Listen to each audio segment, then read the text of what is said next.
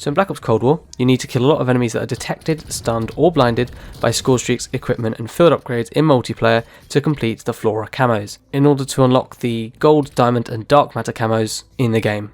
So in this video I'm going to give you guys the best guide for getting these Flora camos done fast by giving you the best maps and game modes, the best class setup for this, and then the best tips and strategies in game for getting the Flora camo done really fast in order to get these detected and stunned kills. But very quickly before we get into it, if you guys want to check out any other camo challenge guides, for example headshots, long shots, bloodthirsties or kills behind cover, or any gold gun guides, I'll have a card for those videos on screen. I'll also have a camo guide playlist and there'll be links for those in the description if you guys are interested. Alongside this there'll also be timestamps down there for each challenge, but I recommend sticking around until the end of the video so you get the most out of the guide and don't miss out on any important tips. Without further ado, let's get into how to earn these Flora camos fast. Now you need to get 75 of these detected or stunned kills towards the challenge for all weapons to get the Flora camos done, except the snipers, the launchers in the M79, the combat knife, and then finally the pistol. You do need to get them, but you only need to get 25 instead of 75, so it's easy peasy with the pistols. Now let's get into the class setup and then we're going to go on to the other tips. So in terms of the class setup, for the attachments for my assault rifle, I put on the Microflex LED,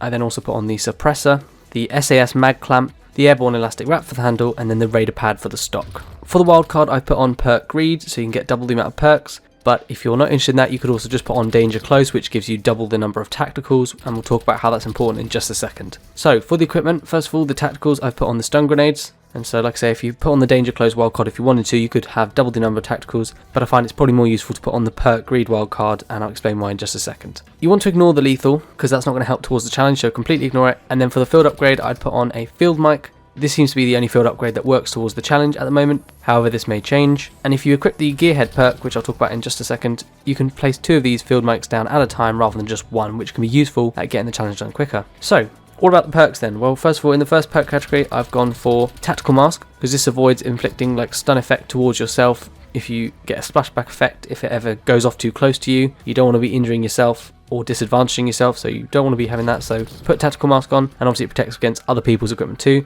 And then if you have perk greed, I'd also put on Flak Jacket so that you can be protected against explosions and fire. In the second perk category I've gone for Quartermaster, which allows you to recharge your equipment faster, like your tacticals so your stun grenades every 25 seconds. So this is an alternative to using the danger close wildcard where you just get another tactical. This time you can recharge it every 25 seconds, so you don't just get 2 in a life, you can get more if you stay alive longer, which can be useful. And if you've gone for the perk greed wildcard like I recommend, you could also put on the gearhead perk, and this allows you to recharge your field upgrades faster as well. And then also, like I said, it allows you to put 2 down at a time if you save up 2 rather than just having 1. So those definitely are some of the most important components of the setup in my opinion. And then in perk 3 I've gone for Ninja. It gives you quiet footsteps, you're resistant to field mic, and also your character only speaks when it's absolutely necessary. If you've got perk greed wildcard on, you can also go for Gung Ho, which allows you to use equipment while you're sprinting, so it allows you to just be a little bit faster at doing things, but you don't have to, it's not absolutely necessary. And then for the score streaks you can put on the spy plane,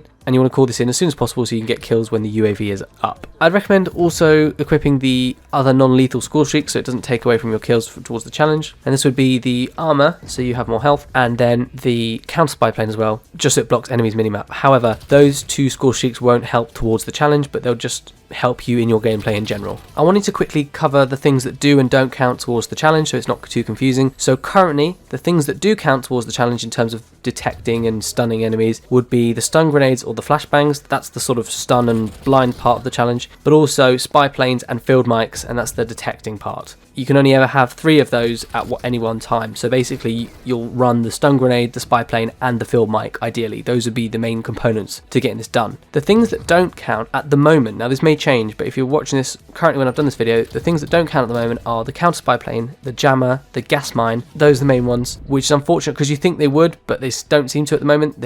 It may be a bug, in which case it may get patched in the future, or maybe Treyarch just intended for them not to work this way, I don't know. It also seems that enemies using Ghost or Ninja won't show up on the UAV, obviously, or the field mic if it's Ninja, and hence those kills won't count towards the challenge, obviously, which is fair enough. I'm not sure whether killing enemies that you throw a stun grenade at, if they have Tactical Mask on, will that count or not? I'm not really sure. I've tried to test it, it's not very clear. If someone has a definitive answer, I'd love to hear, but I'm not convinced that it would count if they've got Tactical Mask on, I'll be honest, but I'm not sure. I've also seen it proposed elsewhere as well that when you get a kill with an enemy being detected by the spy plane and the field mic at the same time, so if they were within the field mic radius and also the UAV was active, that it would count as 2 points towards the challenge. This may be the case, but for me this doesn't seem to work, and so it's likely that you'll only get 1 point towards this, but they may change this, or it may have just been due to another factor, but I couldn't get it to work for me. Maybe it will for you guys, I don't know. Alright, so that's the class setup. The main 4 things, like I said, that count are the stun grenade, the flashbang, the spy plane, and the field mic. And then in terms of the game modes, I'd recommend ones like free-for-all, domination, hardpoint, team deathmatch, and then Nuketown 24/7 if it's available. Nuketown 24/7 is great. You've got tons of enemies on the map. It's a small map, which is great. And especially if you've got objective game modes on Nuketown, it can be even better as well. The reason for this is because if you play modes like domination and hardpoint, even if it's outside of Nuketown, they can be really good because you can put your field mic down, or you can throw stun grenades at the objective points when enemies are running towards them, and then you're going to get a higher flow of traffic. It's easier to get more enemies stunned or detected or whatever it is, and then you can get those kills and get it done faster. So objective modes like domination, hardpoint, especially on maps like Nuketown, would be great, but feel free to go for whatever mode you want to. In terms of the main tips for the challenge, I'd recommend to try and use the equipment as soon as possible. You know, try and throw stun grenades around corners if you expect an enemy to be there. So for example, if you were in Nuketown and you were going around into their spawn, get ready to throw a stun grenade, because it's more than likely someone will be running out from the garden, which is their spawn area. And you want to kill the enemy as soon as they're stunned. The stun effect doesn't last for ages, and I believe the kill won't count if you kill them after the stun effect has ended. So you need to do it quickly as soon as they've been stunned. You also want to get as many kills as possible when the spy plane is active, like I say, so only call it in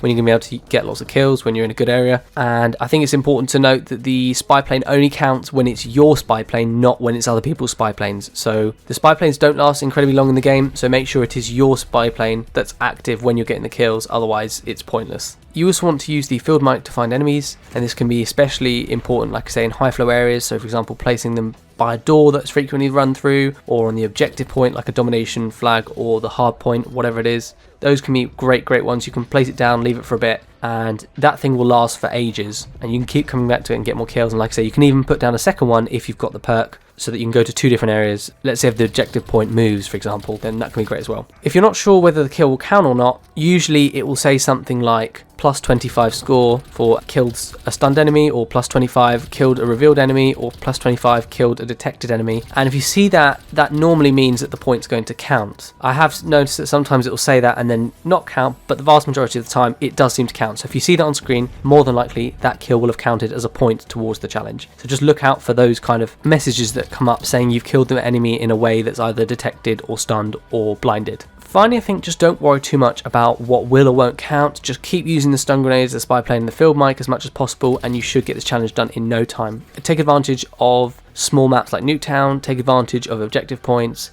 Just keep doing what you're doing, and it will honestly come so quickly. It was really quick for me, so I know some people are getting quite stressed about this, but it's actually not anywhere near as bad as what you'd think, and you can get this challenge done in no time at all. You may even end up doing it quite a lot without actually even realizing, because you know people constantly call in UAVs and stuff, so don't worry about this too much at all, and it should be absolutely fine to go for. If you guys got any other tips, leave them down below in the comment section, and if you guys want to check out any other camo challenge guides or any gold gun guides, make sure to check out that playlist or any of those videos. There'll be cards for that on screen, like I say, and links in the description, so feel free to go and check that out. There'll also be other videos on my channel as well. If you found a video useful, be sure to leave a like, it really helps me out, and feel free to subscribe if you want to stay up to date with all my latest Black Ops Cold War and Warzone videos. I've got tons more useful ones on the way, so I hope you guys found that useful. But cheers for watching, and hopefully I'll see you all on the next video.